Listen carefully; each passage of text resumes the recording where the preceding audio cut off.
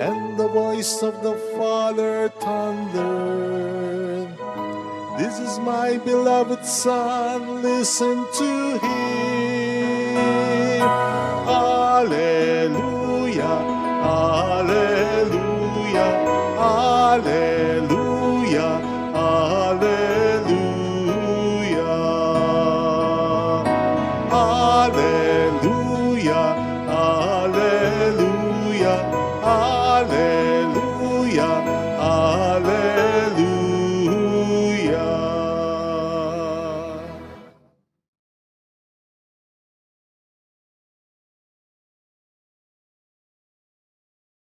The Lord be with you. And with your spirit.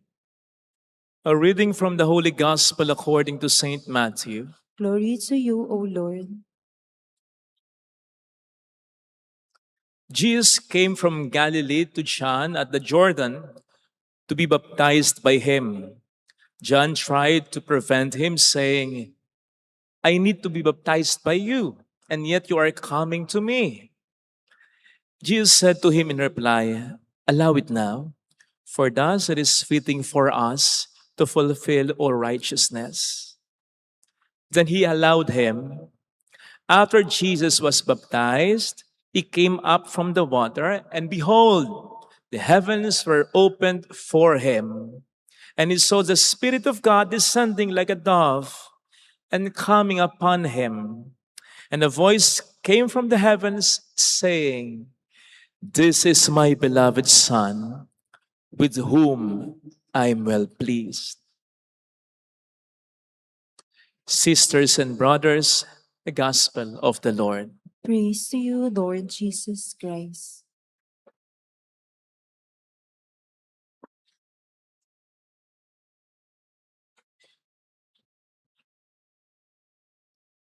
Shout out sa mga kapatid nating OFW. Ang pulang laso na ito ay lagi naming pagpupukay sa inyo. Salamat po sa inyo. Gayon din sa mga nagpapakatinong alagad ng batas, Army, Navy, sundalo, mga bumbero. Salamat po sa sakripisyo ninyo. Welcome sa Our Lady of Lasan at Kwasay Parish, kung saan ayos lang pong umiyak at samahan tayo ng mahal na ina sa pag-iyak at sa pagdarasal upang maging maayos ang lahat. So ngayon po ay pinagdiriwang ng ating inang simbahan ng kapistahan ng pagbibinyag ni Juan kay Jesus sa Ilog Jordan. Reminder lang, hindi ito ang biblical basis ng binyag natin bilang mga Katoliko, ha?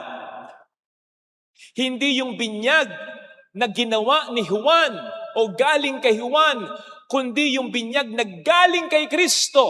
Specifically, sa Matthew 28 verse 19, if I'm not mistaken, kung saan sinabi ng Panginoon sa kanyang mga disipulo, go therefore and make disciples of all nations, baptize them in the name of the Father and of the Son and of the Holy Spirit. Doon galing yung binyag natin. Hindi sa binyag ni Juan na hindi nakapagpapatawad ng kasalanan, sapagkat walang kakayanang magpatawad ng kasalanan si Juan. Ang binyag nating mga Katoliko na nakapag-aalis ng kasalanan ay galing sa kanyang nakapag-aalis ng kasalanan. Galing sa binyag na ibinigay ni Kristo. Maliwanag po yan? Pag hindi, text-text na lang. Gayon pa man, sa binyag na binigay o ginawa ni John kay Jesus, makakakuha tayo ng mga mahalagang katotohanan na tinatanggap o tinanggap natin noong tayo binyagan.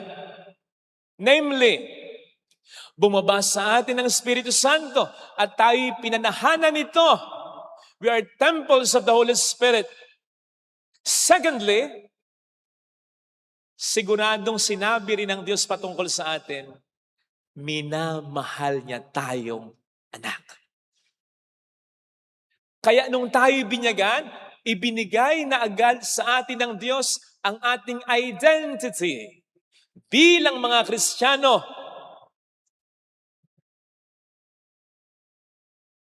Ang tanong, naniniwala po ba tayo dito? Pinangahawakan po ba natin ito?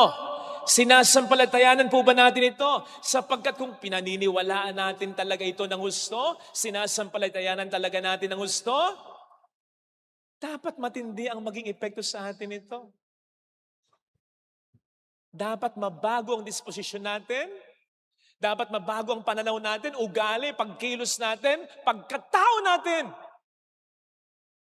Ganun kahalaga na panghawakan natin ang identity natin. Magiging maayos ang buhay natin. Kaya hindi po nakapagtataka na ito ang favorite na targetin ng demonyo para guluhin tayo. Isipin po ninyo, ito ang isa sa pinakaunang tinarget ng demonyo kay Eva at kay Adan. Identity. Remember that before that fall, God created man in His image and likeness. Kaya bago pa man magkasala si Eva at si Adan, they were already like God. Sapagkat kawangis na nila ang Diyos. Ano ngayon ang sabi ni Satanas o nung ahas kay Eva? Eat that fruit so that you will be like God. Nakita nyo na? Si Eva dapat naisip niya, teka, niloloko mo ako eh. I am already like God. I was created in the image of God. Anong sinasabi mong, for me to be like God? Oh, niloloko mo ako. Dapat ganun eh. Isipin po ninyo, ganun din ang naging banat ng demonyo kay Kristo. Kung ikaw ang anak ng Diyos, nakita nyo na? Maliwanag na si Jesus ay anak ng Diyos. Kino-question ng Diablo, anak ka ba talaga ng Diyos? Kung anak ka ng Diyos, gawin mong tinapay ang mga batong ito. Kung ikaw ang anak ng Diyos, magpatihulog ka. See? Obvious na eh. Ginugulo pa eh. We may find this strategy very poor and very lousy. Wait. Come to think about it. Dito tayo madalas nadadali. We are permitting the devil to question, to replace, or even to destroy our identity. Halimbawa, kapag naniniwala tayo sa Kanya na ang identity natin ay batay sa mga iniisip at sinasabi ng tao sa atin. Oh, so anong gagawin natin? Magpapatato, magpapahikaw, hanggang sa ilong meron, magpapakulay ng buhok, yung brown na brown, nakakakita ko ngayon. Ano yan? Sorry kung meron man. Bibili ka ng latest na iPhone, pwede naman yung dati mo. Bago pa. Ano yun? Para matanggap ng iba? Para maging in sa iba? And then what? Kapag hindi pa rin tayo tinanggap, pag na-reject pa rin tayo, pag binasted pa rin tayo, pag iniwan pa rin tayo, pag niloko pa rin tayo, madidepress tayo. And then we'll think we are not and we cannot be enough. When all the while, in the eyes of God, we are enough.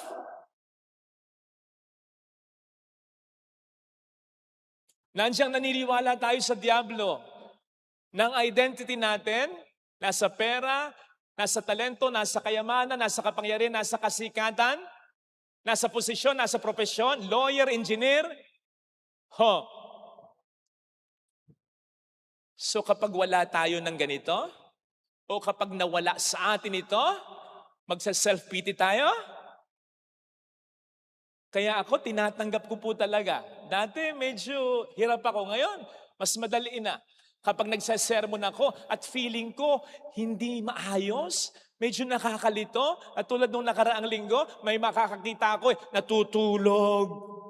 Tapos ang hikli ng sermon ko na parang walang punto. Anong magagawa ko? Naghanda naman ako. Yun ang lumitaw. Hindi naman laging maganda. Dapat sanayin ko yung sarili ko kasi darating ang pagkakataon. Sumainyo, Panginoon. Ang ating ebanghelyo ngayon ay katulad na. Dapat humanda ako sa ganon. Nahihina na ang boses ko. Hihina na ako. Tutulugan na talaga ako. Pag dumating yung puntong yon, para hindi ako mag-self-pity, hindi yun ang identity ko. Anak ako ng Diyos. Yung iba sa atin, kinakabit ang identity sa sakit. Miyembro ako ng media. ABS-CBN, GMA7? Hindi. May diabetes ako. Yun ang identity. May diabetes. Kinakabit sa sakit. Yung iba ay kinakabit sa pagiging unique nila. Bipolar ako. Tomboy ako. Gay ako. Bi ako. Worse, yung iba, ikinakabit sa kanilang naging problema. Broken family ako. Diborsyada ako. Loser ako. Bankrupt ako. Broke ako. Oh. Na parang wala ng pag-asa. No wonder, ang dami sa atin, ang daming mga taong malungkot, insecure, unfulfilled, takot, depressed.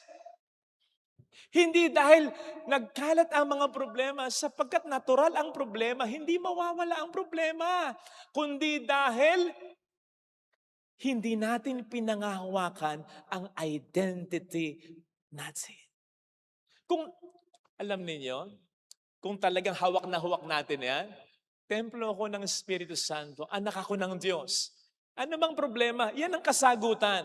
Makapaghihintay ka ng solusyon. Alam mong may ginagawa ang Diyos. Alam mong hindi ka pababayaan ng Diyos. Alam mong kahit yung mga tao, lahat na ayaw sa'yo. Basta alam mong mahal ka ng Diyos. Basta nagsingkit yun. Sagot sa lahat ng problema yon. Maniwala kayo. Ang lala ng sakit mo. Bakit? Tagapagmana ako ng langit. Di ba?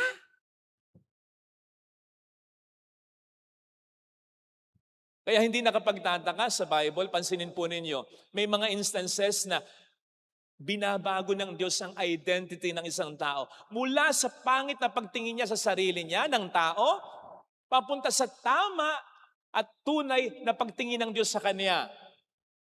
Halimbawa si Gideon.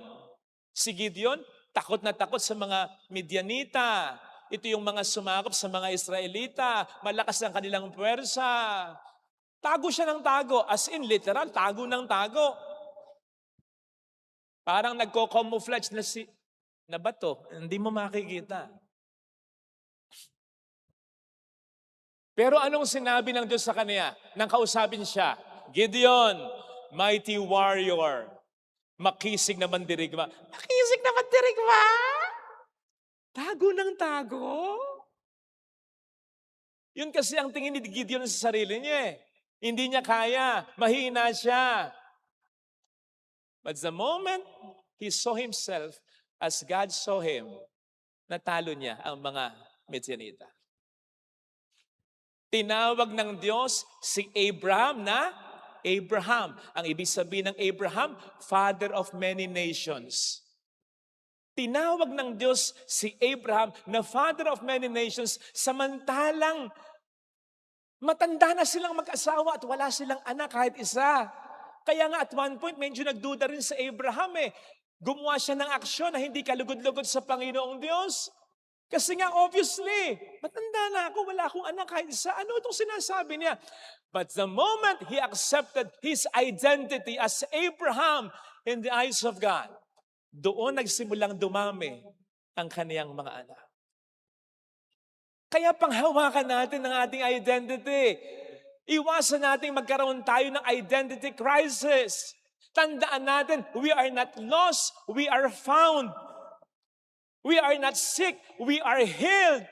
We are not poor, we are rich. We are not rejected, we are accepted. We are never forgotten, we are always remembered. Hindi tayo anak sa labas. Templo tayo ng Espiritu Santo. Anak tayo ng Diyos. Let that sink in your heart and your mind.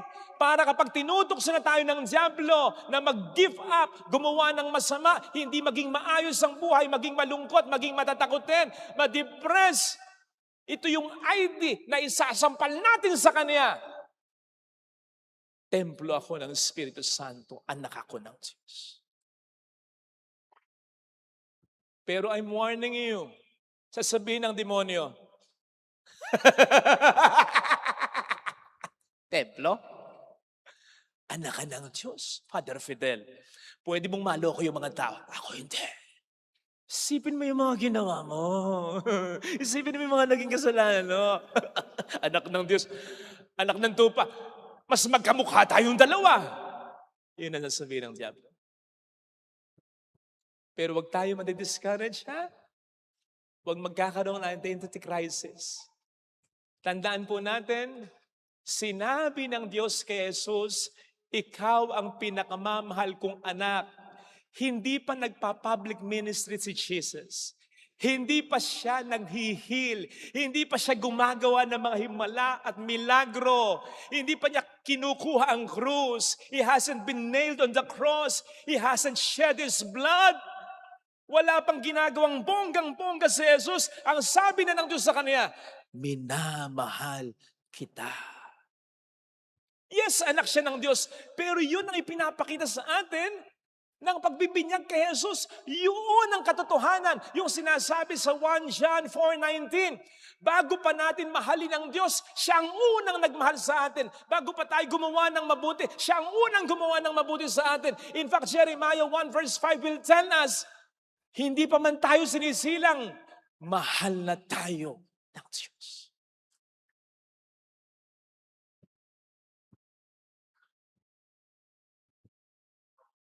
Sana panghawakan natin yun. Sana paniwalaan natin yun. Alam niyo, yung River Jordan, ito raw pala yung pinakamababang ilog sa buong mundo. Lowest part of the world?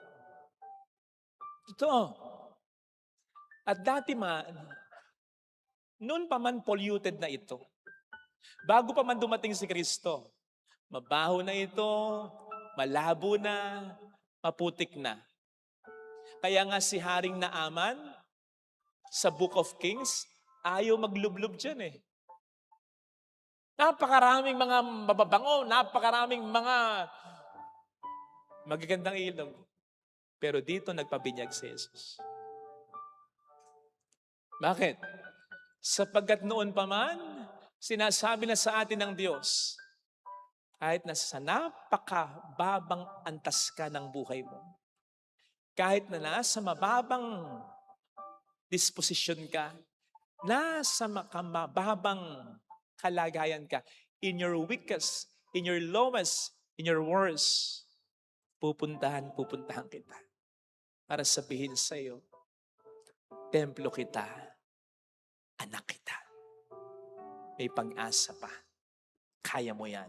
Hindi kita pababayaan.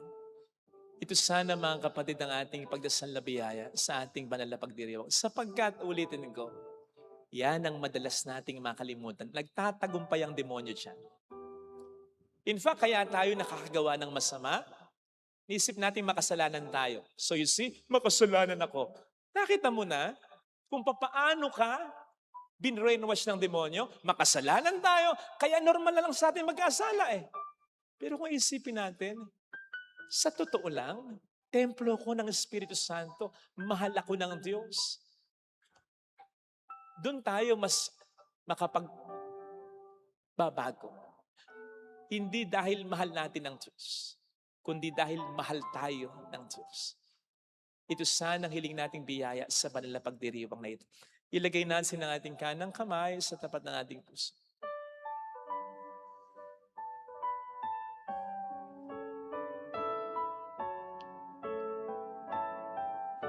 Awitin natin. Alam kong may magagawa ang Diyos.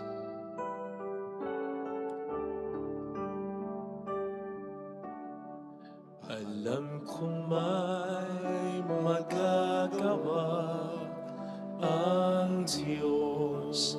Alam kong may magagawa ang Diyos. Alam kong may magagawa ang Diyos. Kung ako'y magtatapat, Kung ako'y magtatapat, sa Kanya'y maglilingkod, sa Kanya'y maglilingkod, alam kong may magagawa ang Diyos. may magagawa Alam kong di rin ng Diyos ang samo ko, Alam kong diringgin ng Diyos sapagkat anak ang niya ako. samo ko. Alam kong di rin ng Diyos ang samo ko, Alam kong diringgin ng Diyos ang samo ko. kung ako'y magtatapat, Kung ako'y magtatapat sa Kanya'y maglilingkod. sa Kanya'y maglilingkod. Alam kong di rin ng Diyos ang samo ko. Diringgin ng Diyos Pumikit tayo. ang samo. Panginoon, salamat sa identity ko na binigay mo. Tulungan mo po akong mapanghawakan ito. Ang identity ko hindi nakabatay sa mga mabubuting ginawa ko. Kaya makagawa din man ako ng masama, hindi mawawala ito. Salamat Panginoon, pero sana matumbasan ko ito ng appreciation, ng pananampalataya, ng conviction. Sapagkat aaminin ko, ito yung identity na pinababayaan kong mawala sa buhay ko. Kaya nawawala dahil sa pagkakasala ko. Kaya nawawala dahil sa hindi ko pagsampalataya na mahal mo ko. Tulungan mo akong mabago. Hallelujah! Hallelujah! Hallelujah. Pasalamatan siya. Siya ay muling babalik sa atin. Hindi niya tayo iiwan. Hindi niya tayo pababayaan. Paniwalaan natin. Hallelujah! Paniwalaan mo kapatid. May pagkakataon sa punto ng buhay ng Diyos. Ginusto niya na likhain ka. Ayaw niyang magpatuloy nang wala ka. Ganon kanya kamahal. Mayroong magandang mangyayari sa iyo. Nilikha ka niyang nag-iisa. At nilikha ka niya na proud siya. Kung lalapit ka kay Jesus, kaya paniwalaan mo yon. Mayroong magandang mangyayari sa iyo. Mas magiging matapang ka. Mas magiging masaya ka. Mas lalakas ang pag-asa mo kapag pinaniwalaan. Mahal ka ng Diyos. Glory to the Father, and to the Son, and to the Holy Spirit. As it was in the beginning, is now, and ever shall be, world without end. Amen.